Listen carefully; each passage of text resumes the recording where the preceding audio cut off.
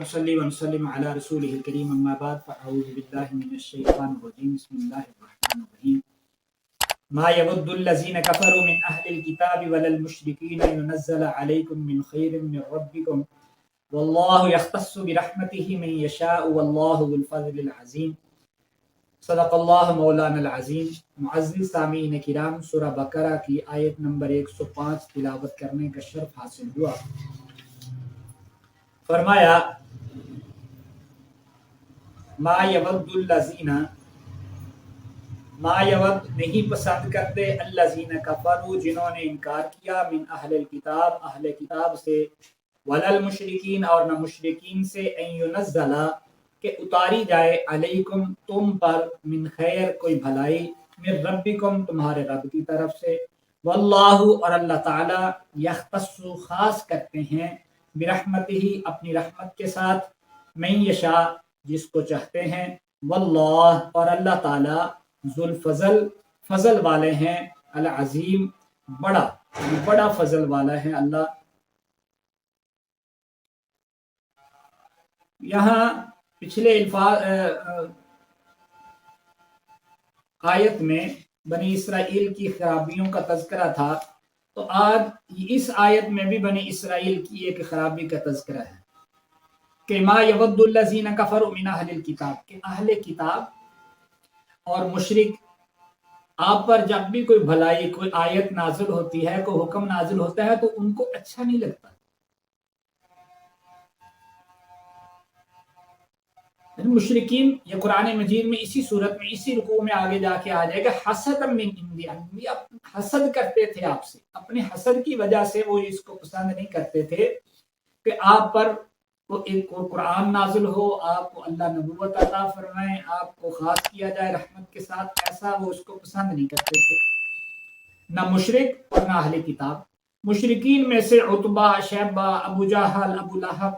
بلکہ انہوں نے تو کہا وقال الذین کفروا لولا نزل هذا القرآن على رجل من القرية عظیم، کہ یہ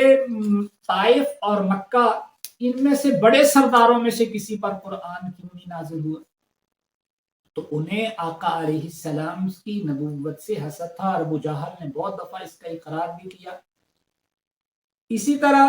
وہ مشرکین مکہ کہتے تھے اگر مکہ میں نازل ہوتا قرآن تو اسے ولید بن مغیرہ پہ نازل ہونا چاہیے تھا، نعوذ باللہ من ذالک، یا عروہ بن مسعود پہ طائف میں نازل ہونا چاہیے تھا۔ تو وہ حسد تھا جس کی وجہ سے وہ چاہتے تھے کہ نبی علیہ الصلوۃ والسلام کو اللہ کو بھلائی عطا نہ فرمائے، یہ مشرکین کا حسد تھا۔ اسی طرح یہود بھی حسد کرتے تھے، وہ اس کو کب پسند کرتے تھے؟ قرآن مجید میں اسی صورت میں اللہ فرماتے ہیں وَلَن تَرْضَ عَنْكَ الْيَهُودُ وَلَا النَّصَارَىٰ حَتَّىٰ تَتَّبِعَ مِلَّتَهُمْ، کہ یہود اور نصارہ تو آپ سے کبھی بھی راضی نہیں ہوں گے حتیٰ کہ آپ اسلام چھوڑ کے ان کے تابع ہو جائیں، یہودی ہو جائیں یا عیسائی ہو جائیں۔ تو یہ اصل میں انبیاء، یہ بنی اسرائیل پر اللہ نے پہلے بہت سارے انعام فرمائے، اِذْ جَعَلَ فِيكُمْ أَنْبِيَاءَ وَجَعَلَكُمْ مُلُوكًا، کہ اللہ نے ان میں انبیاء مبعوث فرمائے، بادشاہت ان کو عطا فرمائی، یہ سلیمان جیسے نبی اور بادشاہ اللہ نے انہیں عطا فرمائے۔ یہ اتنے بلند پایا بادشاہوں کے بادشاہ، جن کی کوئی دنیا میں ایسا بادشاہ گزرا ہی نہیں جیسی بادشاہت اللہ نے سلیمان علیہ السلام کو عطا فرمائی کہ ہر چیز سلیمان کے تابع کر دی، فسخرنا لہ الریح، ہر چیز۔ اسی طرح انبیاء علیہ السلام کو مبعوث کیا، اور جب آخری نبی کی باری آئی تو بنو اسحاق یعنی اسرائیل یہ سمجھتے تھے کہ آخری نبی اللہ ہم میں نازل فرمائیں گے، کیونکہ ہم نبیوں کی اولاد ہیں، اللہ نے سلسلہ نبوت ہم میں جاری کیا ہوا ہے، یہ یعقوب علیہ السلام سے، بلکہ ابراہیم علیہ السلام سے۔ جب نبوت بنو اسماعیل میں چلی گئی تو اب ان کو حسد ہوا کہ آخری نبی کائنات کے سید و سردار وہ ہم پر کیوں نہیں، ہم میں کیوں نہیں آئے، وہ بنی اسماعیل میں گئے، اس لیے اب منصب امامت، منصب خلافت یہ بنو اسحاق سے چلا گیا بنو اسماعیل میں، تو یہ حسد تھا۔ اللہ فرماتے ہیں واللہ یختص برحمتہ، اللہ اپنی رحمت کے ساتھ جس کو خاص کر لے، یعنی جس پر اپنی رحمت اور عنایات بے پایاں عطا فرمائے اس کو پوچھنے والا ہے۔ واللہ ذو الفضل العظیم، اللہ ہے ہی بہت فضل والے، اللہ ہے ہی عظمت والے۔ اللہ سمجھنے عمل کی توفیق عطا فرمائے. وما علینا الا